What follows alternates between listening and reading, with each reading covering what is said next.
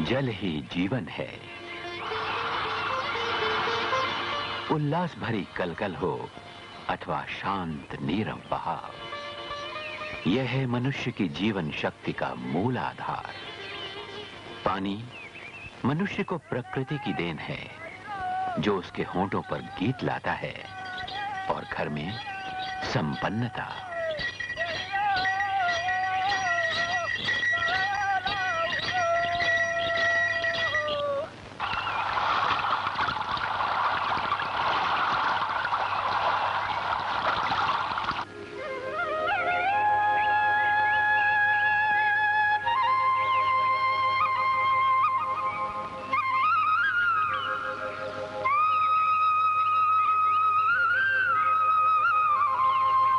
अगर उचित प्रबंध करके इस्तेमाल किया जाए तो पानी मनुष्य का सच्चा मित्र है,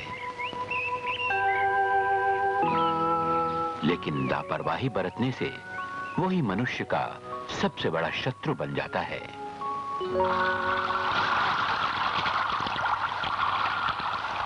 मिट्टी के निर्माण में सैकड़ों साल लगते हैं, यद्यपि हर वर्ष करोड़ों टन उपजाऊ मिट्टी वर्षा के पानी से बह जाती है और बच जाते हैं नंगे बंजर पर्वत और पहाड़ी ढलान। कहीं हरे पत्ते का नामो निशान तक नहीं।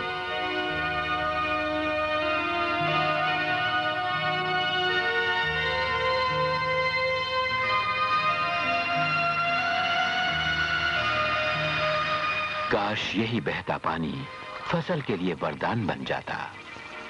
रोक न लगाने के कारण पानी बह गया और ले गया अपने साथ जमीन की ऊपरी उर्वर परत को। यही है किसान की त्रासदी। पाऊस पडला तरी दुष्काळ, नहीं पडला तरी दुष्काळ। वर्षा चाहे अधिक हो या बिल्कुल ना हो, हमेशा अकाल। बरसों से यही कथा दोहराई जाती है।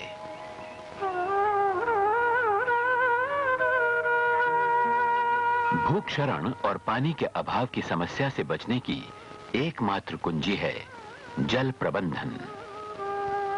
जल प्रबंधक द्वारा बहते पानी को छोटे छोटे बांध बनाकर रोका जाता है अथवा छोटी झील में संचित किया जाता है।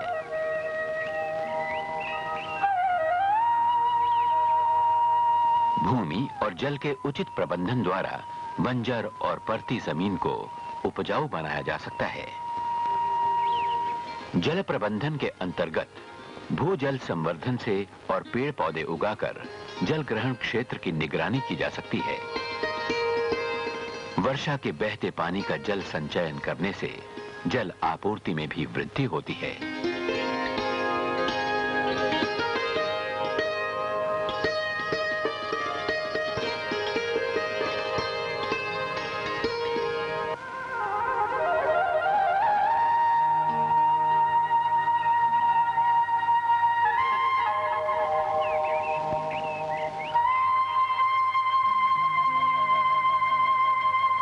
सफल भू संरक्षण का दूसरा चरण है कंटूर बांध बनाकर जमीन को आकार देना। खासकर ढलान पर कंटूर बांध बनाकर खेती करना ही एकमात्र उपाय है। कंटूर बांधों पर जहां अधिक जल संचयन होने की संभावना हो, उस हिस्से को पत्थर से बनाया जाता है, ज्यादा पानी निकल जाने के लिए और मिट्टी को क्षरण से बचाने के लिए। ढलानों पर कंटूर रेखाएं बनाने में सहायक है ए फ्रेम जैसा सीधा साधा साधन। जरा सी सूझबूझ से किसान ए फ्रेम का इस्तेमाल कर सकता है।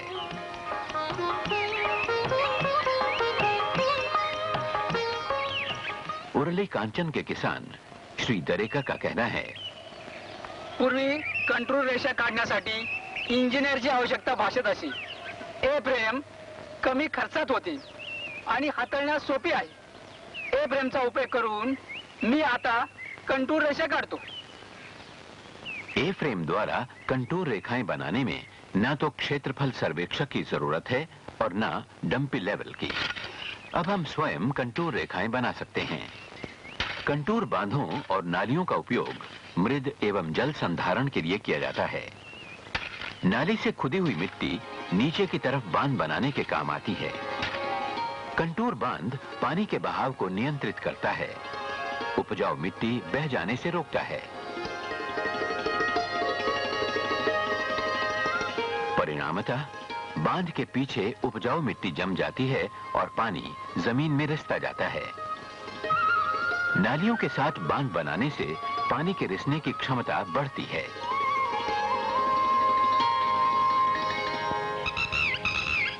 कंटूर बांधों पर शीघ्र बढ़ने वाले और बहुउद्देशीय पेड़ पौधे लगाने से बांध मजबूत बनते हैं, साथ ही ईंधन, इमारती लकड़ी और हरी खाद भी मिलती है।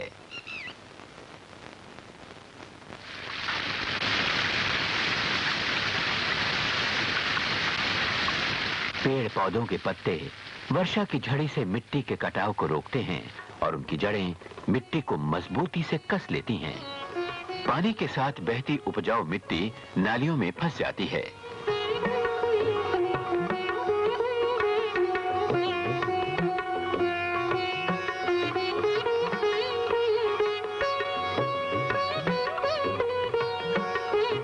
खस जैसी घास उगाने से मिट्टी को पकड़ रखने में मदद मिलती है। खस बांधों या ढलान पर उगाने से बहते पानी और मिट्टी को रोका जाता है। खस की जड़ें मिट्टी को क्षरण से बचाती हैं।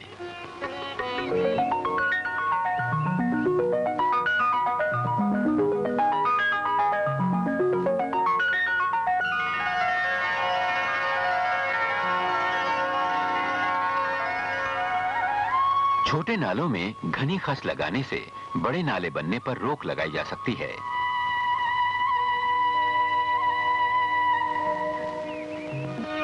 वन कटाई और ढलानों पर अवैज्ञानिक तरीकों से खेती के कारण भूक्षरण की समस्या अधिक गंभीर हो गई है।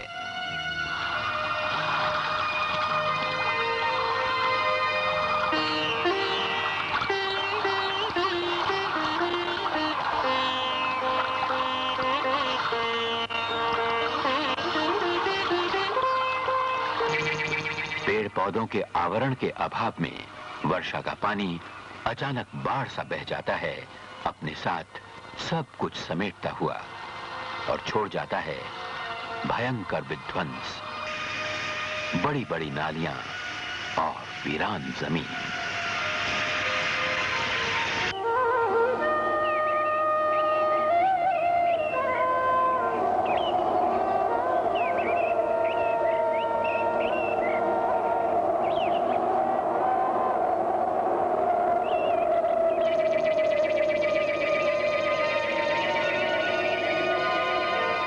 भूक्षरण के लिए सिर्फ तूफान और बहता पानी बाधक नहीं, पशुओं का अनियंत्रित चरना भी।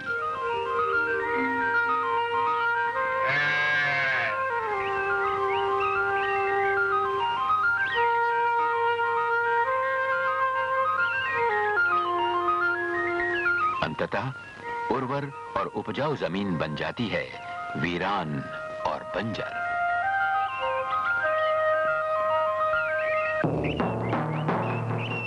इस स्थिति को बदलना होगा भूक्षरण रोकथाम की तत्काल योजना से। इसका एक उपाय है नालों पर अवरोधक बनाना। नालों पर बांध बनाकर बह जाने वाली मिट्टी को रोका जा सकता है और पानी की जोरदार गति को नियंत्रित किया जा सकता है।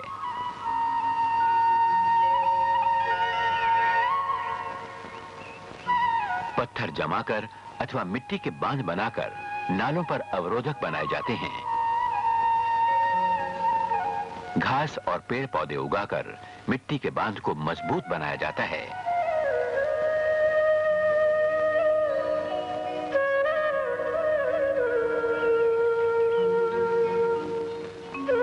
उचित फासले पर नाला अवरोधकों की श्रृंखला बनाने से नालों की मरम्मत होती है।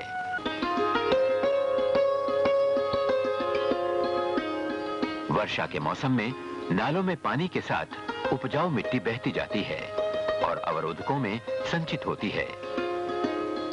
इस उपजाऊ मिट्टी का उपयोग खेती बाड़ी के लिए किया जा सकता है।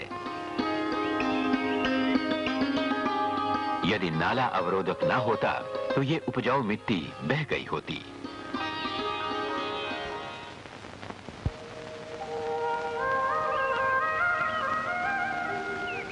नाला अवरोधक पर पथरीला आवरण बनाने से जल प्रवाह की बेरोक गति से होने वाली हानि को टाला जा सकता है।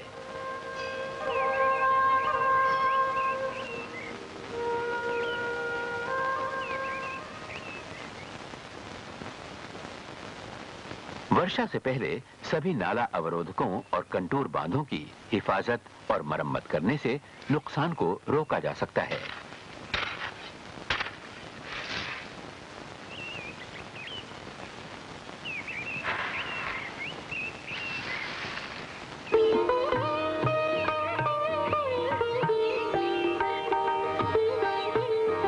विस्तृत भू संरक्षण के लिए स्टैगर ट्रेंचेस बनाना ही उचित होगा। कम खुदाई के कारण स्टैगर ट्रेंचेस बनाने में लागत कम आती है।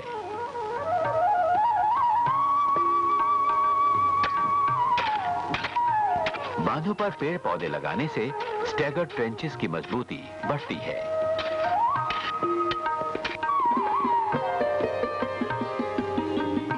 पास के दो ट्रेंचेस के बीच से बहकर निकलने वाला पानी दोनों के बीच वाले निचले गड्ढे में रुकता है।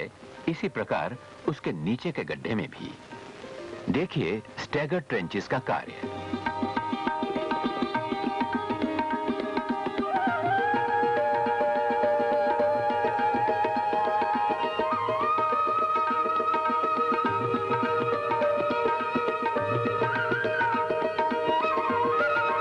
नमी की अधिकता से पेड़ पौधों को उगने और बढ़ने में मदद मिलती है। ऐसे स्टैगर ट्रेंचेस बनाकर सीधी ढलानों पर पेड़ पौधे उगाए जा सकते हैं। फलतः पूरा क्षेत्र हरा भरा हो जाता है। किसान का कहना है, आता झाडांना पाणी नाही दिले तरी झाडे तग धरू शकतात। अब नियमित रूप से पानी न मिलने पर भी पेड़ नहीं सूखते। बंजर और पड़ती जमीन पर अब छा गई है मनोहर हरियाली। इन नंगी पहाड़ियों की कत्थई ढलानों पर लहरा रहे हैं हरे भरे सुंदर पेड़ पौधे।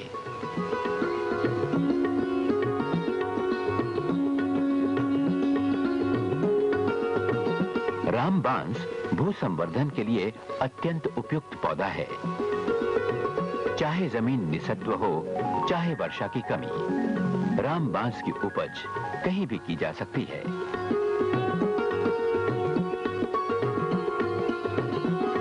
घने रामबांस कंटूरों अथवा बांधों पर लगाने से जीवंत मेड़ सा काम करते हैं।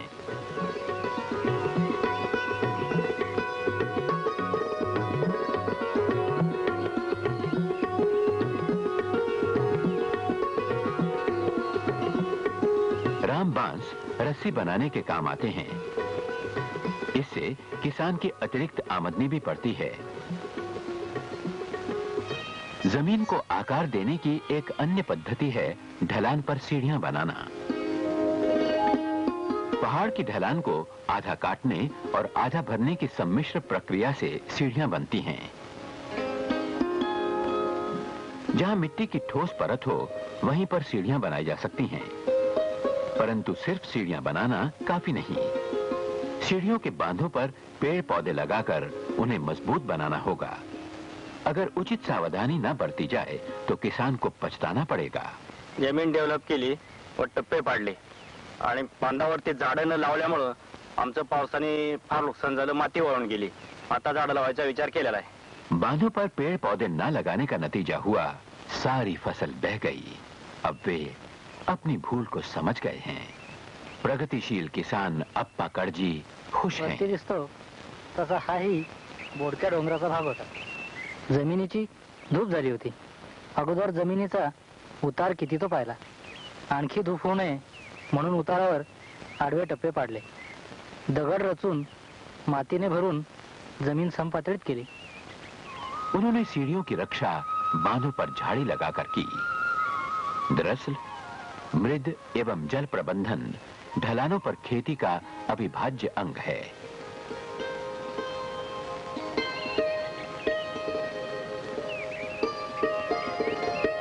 छोटे छोटे जल प्रबंधन विकसित करने से जमीन का व्यवस्थापन एवं पानी की उपलब्धता सुलभ हो जाती है।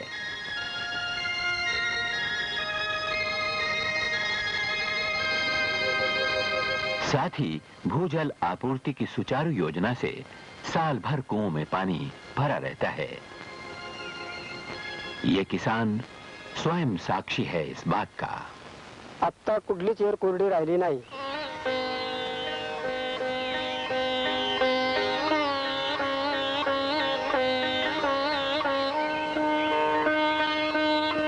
ये सभी उपाय न केवल पहाड़ों की ढलान के लिए ही उपयुक्त हैं, बल्कि असमतल खेतों के लिए भी आवश्यक हैं।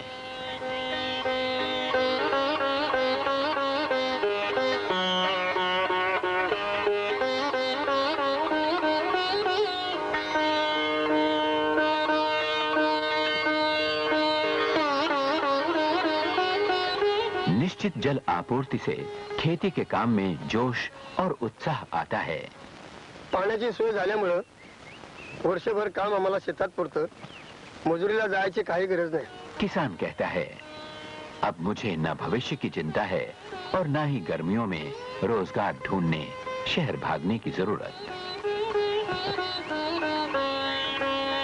उसके पड़ोसी का भी यही कहना है। साठवलेल्या पाण्यावर आम्ही वर्ष 2-2 बिघड घेतो। सुनियोजित भूजल व्यवस्थापन से अब मैं साल में 2 फसलें ले सकता हूँ।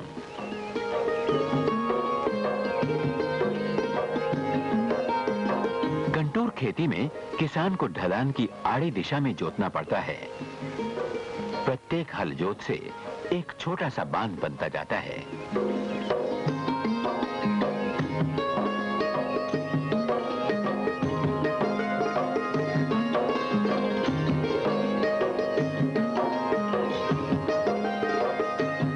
कृषि वानिकी प्रणाली में फसल के बीच में पेड़ पौधे लगाकर पानी के बहाव पर रोक लगाई जाती है, जिससे भूमि संपन्न बनती है।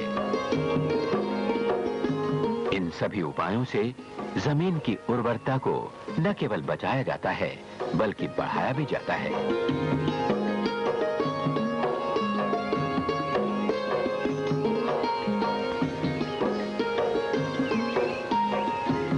साथ ही पशुओं के लिए विपुल चारा मिलता है। किसान खेत में भरपूर चारा उगाते हैं। म्हणून मी जनावरांसाठी चारा पीक घेतलं। मी माझ्या गुरांना गोठ्यातच चारा देत असतो, चरायला रानामध्ये पाठवत नाही। अब पशुओं को चरागाह ले जाने की जरूरत नहीं।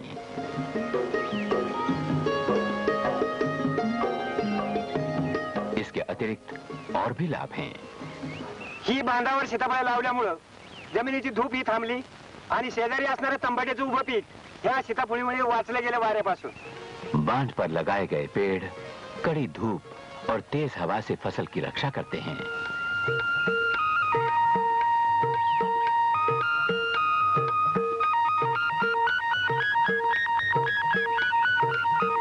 पेड़ ग्रामवासियों को शीतल छाया भी देते हैं। पोटाला भाकरी मिळत होती, पण झाडाची सावली बसायला नव्हती। एक जमाना था हमारे गांव में रोटी तो आसानी से मिल जाती थी, पर कहीं बैठकर उसके खाने के लिए पेड़ों की शीतल छाया नहीं थी।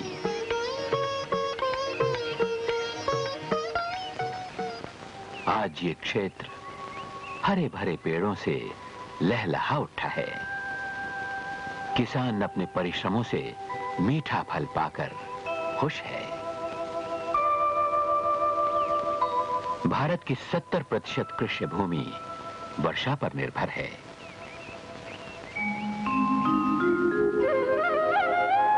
जमीन और पानी प्रकृति की बहुमूल्य देन है। इनका उचित संरक्षण ही सफल खेती की कुंजी है। छोटे छोटे जल प्रबंधन और भू व्यवस्थापन की योजनाओं से ही किसान सुरक्षा और संपन्नता की ओर बढ़ सकते हैं। याद रखिए, जल ही जीवन है।